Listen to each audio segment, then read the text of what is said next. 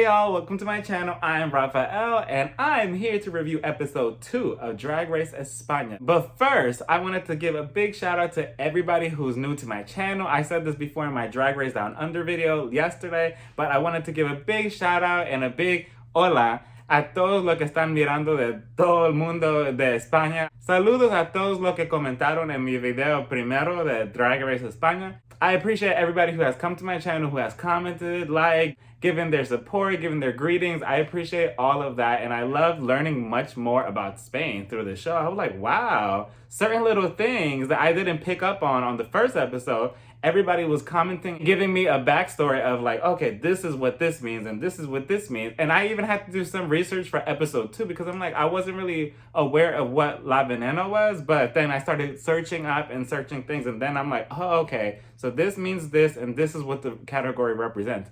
But we'll get to that. But I just wanted to say thank you to everybody who is new here and who has subscribed to my channel. I really, truly appreciate that. And I also wanted to say happy Pride Month to everybody all over the world, whoever's watching. I wanted to wish y'all a happy Pride Month, whether you're celebrating big or celebrating small. As long as you're doing it safe, I hope you have a lovely, lovely, lovely Pride Month. And I'm sending everybody much love, and I'm glad that we're able to come together to enjoy this show, which connects all of us from all over the world together. And with that being said, let's get on to episode 2. We start off with the infamous wiping of the message, and the Diva's wiping away the Macarena's message. And it's so sad because I really wanted more for the Macarena. I really think that she had much more to offer. Also, there's a rumor that I read online. I'm not sure if this is true because I just found out about this recently, that Dovima has a problematic past or something, or that she has some type of racist past, or something's going on with her. If somebody wants to clear that up or knows something of it, please let me know, because I just kind of saw a little snippets of it. I'm like, uh-oh, Dovima. Like, are we gonna have a problem with this? Like, are we not rooting for you? Like, what's going on here? She starts crying also. You know, I'm just so sad that the Macarena left. She was my inspiration and she was my role model. And Poopy's just like, yeah, you're crying because you're getting choked out by the water hose around your neck. Poopy is that person that you want at your barbecue that's just always cracking jokes, that's always laughing. Poopy just has such good energy. Like, all the queens have such good energy, but Poopy is so relatable, and it almost feels like he's your family, you know? And then Indy says, oh, I thought Carmen was gonna win. Ooh, I'm like, already. It could have gone either way. It could have been either Carmen or Ignacio. And the next day they walk into the workroom, and then Charlie's Angels, aka the beauties of the group, which is Carmen, Sagittarius, and Dovima, walk in black wigs, and they're like, we gotta protect each other from the ugly queens. And they're just all, they're all running around.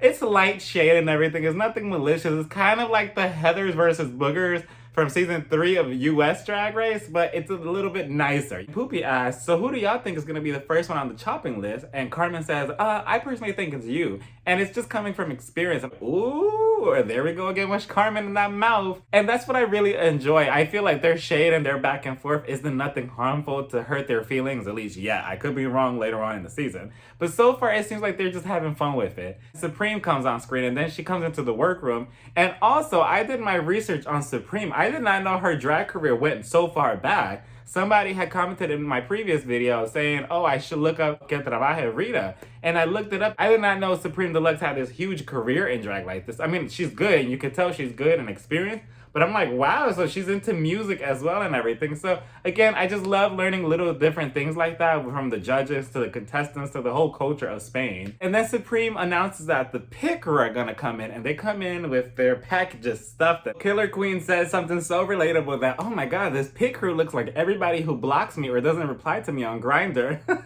All the queens are wet. They're like, oh my god. I mean, did y'all go crazy over the Pit Crew? What do y'all think of the Pit Crew members here? And then they all take out this little rag from their crotch. It wasn't as big as everybody thought it was. And the queens were kind of disappointed by it. Supreme says that they're all gonna have to figure out what each letter all combines to make one word, and whoever gets it is gonna be the team captain. And I'm just looking at this like, what is it that they're spelling? I would have been sitting there for a good hour. And Poopy ends up winning and being the team captain. And Sagittarius, at her confessional, she has one of the rags. She's like, oh, I wanted to keep this. And she has the letter S. I wonder if she smelled that. She probably did off camera. Supreme announces that the first team captain is Poopy based on the challenge that we just saw, and the second team captain is Ignacio, who won the challenge last week on the runway. So both of them have to divide the rest of the queen between who they want on their team. Ignacio chooses Carmen, Sagittarius, and Killer Queen, and then Poopy has the rest, which is Indy, Arancha, and Dovima. And then Drag Volcano is left by themselves. We don't want you because you're gonna take up too much space because you always wear those giant boots. Which also somebody commented and said that it's kind of like a cultural thing in that specific part of Spain. That's why she's always wearing those giant stilt boots, because that represents where she's from and where she does her drag from. It's such a bummer that they're shaming her for wearing those stilts because they're like, oh, we don't want her to outshine us. Aren't we all here diverse with drags from all over the country? Why are we trying to pinpoint this one drag queen for wearing this from their culture when all of us represent something different from our culture and our background? And then Supreme gives Drag Volcano the luxury of choosing which team she wants to be on, and she chooses to be with Poopy. And the main challenge is that they're gonna have to write and perform to a Spanish pop song of divas and what it's like to be a diva. And right away, I'm excited to see what each queen is gonna bring to this, because I'm like, okay, this is a whole new take on it. Spanish pop music, let's see what they're bringing to the table. Both groups go into the workroom and they're all discussing across the room like, oh, what should be our names? And Ignacio's group ends up deciding that they're gonna be called the Metal Donna. And for a second, I'm like, wait, are y'all gonna be called McDonald's? But then I heard it correctly. I'm like, okay, Metal Donna. And the other group, which is Poopy's group, is gonna be called 5 4/4, aka La Cinco y Cuatro. And then the first group, which is Poopy's group, goes up with Supreme, who's waiting there on stage. Poopy had me laughing. Poopy was just like, and Supreme's like, I want it dirtier. So Poopy's like, and Supreme is like, I want it dirtier. So Poopy goes, and then Supreme's like, I want it filthy. Poopy's like, It was just hilarious. It was so funny. Poopy almost having an orgasm on stage. So that was hilarious. And Inty's verse was so good too. I mean, it was kind of sloppy, a little bit, sorta. But I love that they were like, oh yeah, big fat pussy. Oh, okay, so they were rapping. I kind of like that. And Drag Volcano is very to themselves and very quiet, so it's kind of hard to get them out of their shell. But I kind of don't like that that's what they kept trying to like hint at, that, oh yeah, you're kind of being left in the back, you're kind of in the shadow. Not everybody has to be on 10 in front of the cameras, but Drag Volcano did what they did. I think he was so adorable. I mean, he did what he could. I like that he incorporated his stilts into his verse. Now, Arancha just was a mess. Inty said it perfectly that, yeah, Arancha doesn't sing, they just cry. Arancha. I feel like Arancha reminds me a little of Adore Delano from season 6 of Drag Race US. You're kind of getting away with certain things because of your personality and you're very bubbly and charming, but other than that, I'm like, what else do you really bring to the competition? And then Supreme announces that both groups are gonna have to come up with their own choreography. And the next group goes up, and for the most part, they do well. Ignacio is the only one who kind of had a problem with it. I'm like, uh-oh, they better not be aiming for you to be in the bottom too, not with last week. But you know, not everything is for everybody, and this is obviously something that threw them off a little bit because they wanted to perform it a certain way, but when they got on the mic, they kind of froze. So I'm like, uh-oh, Ignacio, get it together, get it together. I love how comfortable Supreme is with calling them a puta. Carmen, I know you want to give me puta, pero me tienes que dar más puta. Quiero más puta, okay? So all the queens relocate back in the workroom. I kind of wish that we would have seen more choreography on the stage of them practicing and stuff. We really didn't see anything. I'm like, wait, did we skip that part? But no, they literally just practiced in front of Supreme and then they went backstage to talk. And Carmen is giving off this vibe that she doesn't really trust her team. At least that's what Poopy's saying. That they seem like they have it together, but they really don't. And you see them practicing in the workroom. They're like, 1, 2, 1, 2. And Killer Queen is just so adorable to me. And Poopy's just like, yeah, I don't really see it for her. Like, she's just there. Bitch, she's a doctor. Stop it. And I also wonder if they're gonna have miscongeniality? I cannot pronounce the word to say in my life. You know, when they give the award to the nicest one or the one that's most like the fan favorite trophy at the end of the season on the reunion, I wonder if they're gonna have that on here because my vote so far is Killer Queen. I kind of like her and she's very sweet and nice and adorable. What do y'all think? Do y'all think they're gonna have that prize? I hope so. Then it's performance time and Supreme comes out looking so good in this latex outfit. You could just tell that she has a motherly figure aura to her. And when you look at her and you can have a conversation with her, she probably has a lot of wisdom with a lot of experience. She does a really, really good job as host. I think that she carries the show really well. She introduces us to the judges. And then we have our special guest judge, which her name is Pekka Lapidanya, which I also had to do my research on her. And she is on a show called Veneno. And I was doing my research on what that was, and I don't know why I'm so late to it because I have HBO and the show is apparently on that, so I need to get on that as soon as possible. Veneno is based on a trans icon named Cristina Ortiz Rodriguez, who passed away in 2016, not too long ago. I'm not sure how she passed away or if something shady happened. So that's what the runway was also about later on in the show. I'm like, okay, now I understand the runway looks because I had to Google some images as well. So they're trying to give a homage to some of her looks and what she would represent if she was still alive or when she was still alive in her time. And Poopy's group comes out first, and I must say that the song was so catchy. Mi vida, soy tu diva. Like, it was so catchy, and this song for being a Drag Race song is actually catchy. I would actually listen to this again on my own time. And I must say that Indy killed the performance with their verse alone. Like, I love the verse, I love the big fat pussy part. I just love that.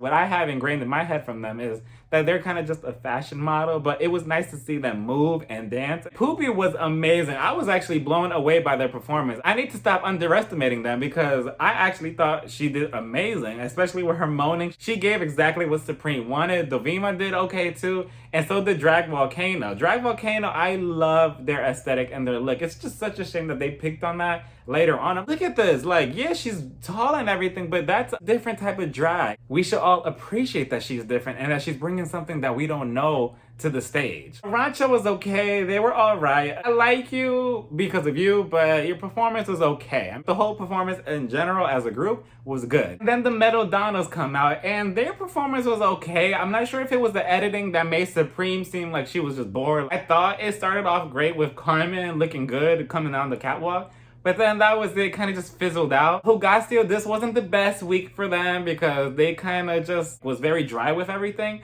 But again, this was probably out of their comfort zone. So for what they gave, it was okay, I guess. Sagittarius actually impressed me with her jump spinning split that she actually did. I didn't think she had that in her.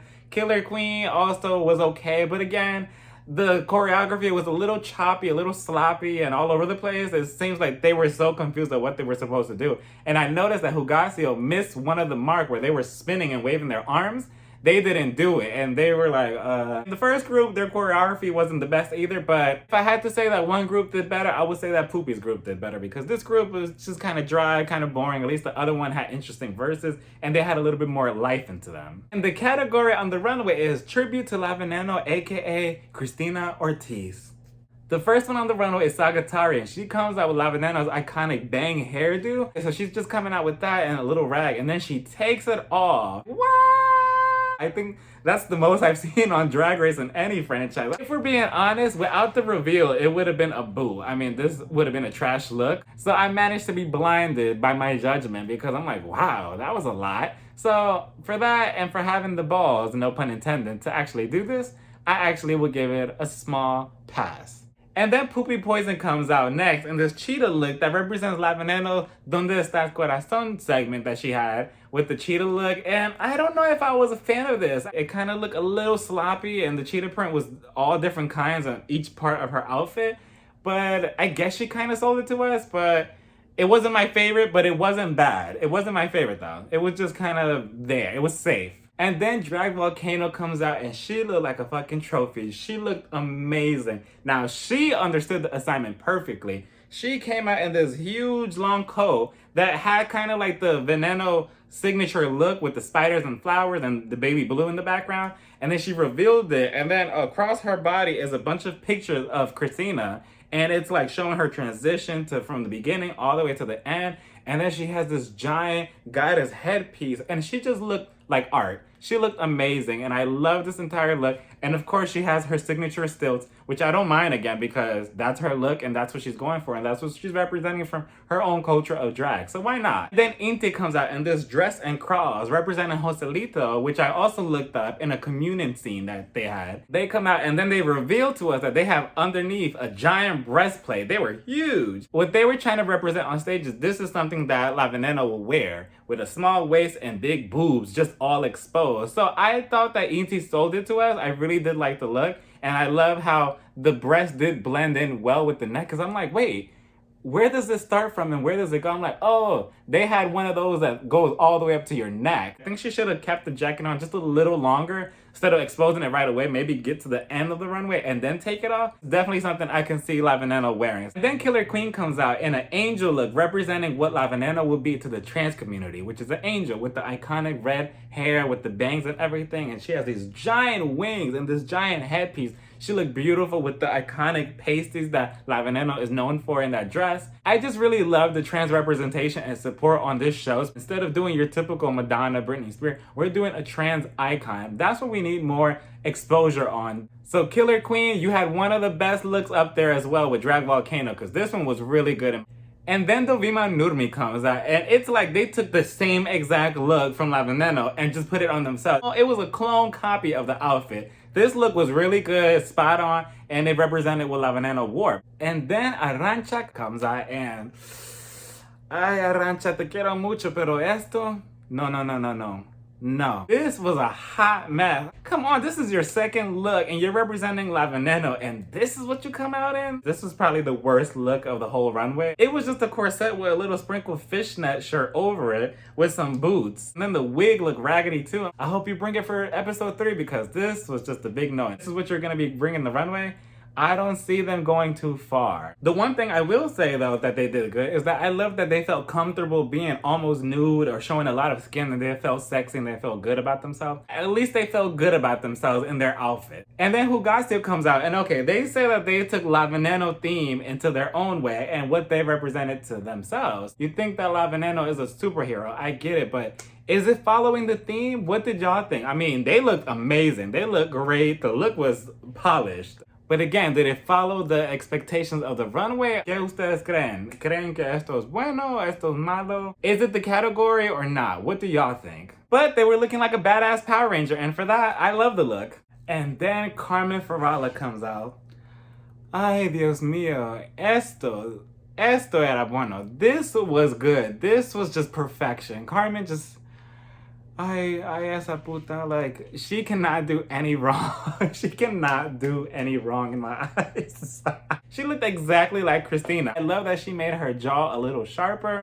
And on Instagram, she goes into a little bit more detail with the look, saying that she's naked because it represents how vulnerable La Veneno was, and the snake represents how she kind of had to move in her skin to transform into who she really was. Just like a snake sheds and then it becomes another new snake and then it sheds again and it just keeps transforming itself just like Veneno. So I love the entire look, the entire message. This was one of my favorite looks on the runway, up there with Drag Volcano and Killer Queen. All three of them really did La Veneno justice with their looks. Carmen just makes it look so easy on the runway, and that's what makes her a big threat in this competition. And then Supreme announces that yes, they're in a group in this challenge, but they're all gonna be judged individually. And that's what I don't like about Drag Race sometimes, that they pick and choose when they want to be judged as a group and when they want to be judged individually. Here, I think that they should have been judged as a group.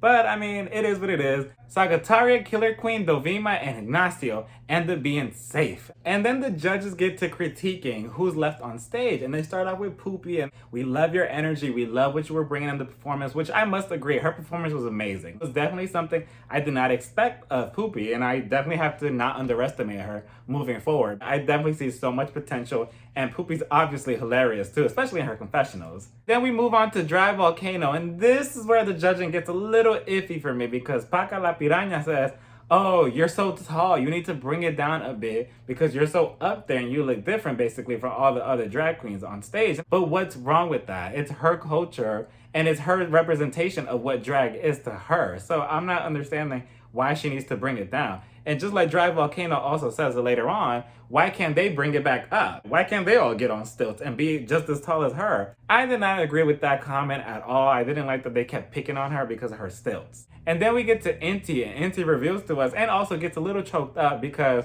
they're like, oh, I used to see La Veneno on a daily basis. She lived around my neighborhood. It's just such a wonderful story on how Christina has such a huge impact on Indy and Indy's transition as they're moving on in life. The only negative is that they wish that they would have had a little bit more energy with performing. Like if their energy was on 10, I think they would have probably been the best one out of the whole group and maybe overshadowed Poopy. Who knows? They were like, oh, well, I don't want to bring it all out yet. I want to show more later on in the competition. But then one of the hotties says, well, this could end right now and you could be eliminated now. So you need to show all of it now. And that's one issue that previous Drag Race members have had, that, oh, I don't want to show it all yet. I don't want to give my best runway look yet. I want to show it later, thinking and expecting that they're gonna make it past this round, but this is all that matters right now. You're either gone or you're not, and then you can't show anything later on. So Indy, make every single week as if that was your last week in the competition. You have to bring it all, including on your runways and your performances. Just bring it all and sell it to us completely. Then we get to Arantxa, and Arantxa is explaining to us like, oh, this is what I meant with my outfit. I wanted to represent that, oh, I can do whatever I want with my body and be exposed, and I know it's taboo, but that's what La Veneno would have done as well. But then one of the judges also says, well, if you have to explain it to us and we don't know from the start, then how are we supposed to understand your message? Which I completely agree, because when they came out, I was kind of lost. I'm like, what is this supposed to be? Like, are you supposed to be catching fish with your outfit? And then we move on to Carmen and her snake, and that is a snake. Sharon Needles from season 4 could never. She got good critiques as well, but Poopy just kept looking so jealous and annoyed, like, why are you crying? Ugh. She has a stupid snake, so what? Ooh, there goes that shady editing. And the queens go backstage to untuck. Dovima sitting on Sagittarius. They're sitting next to each other, being buddy-buddy, but the first episode, didn't they have a problem between each other? Is that just a storyline to keep them both on the show or explain at some point? Because I thought they didn't like each other. I guess that storyline is just out the window now. Because Dovima seemed like they wanted nothing to do with Sagittarius from first episode, but now they're best friends. The rest of the queens come back in and Indy starts breaking down and crying, and it was such an emotional scene because Indy, you are such a beautiful person.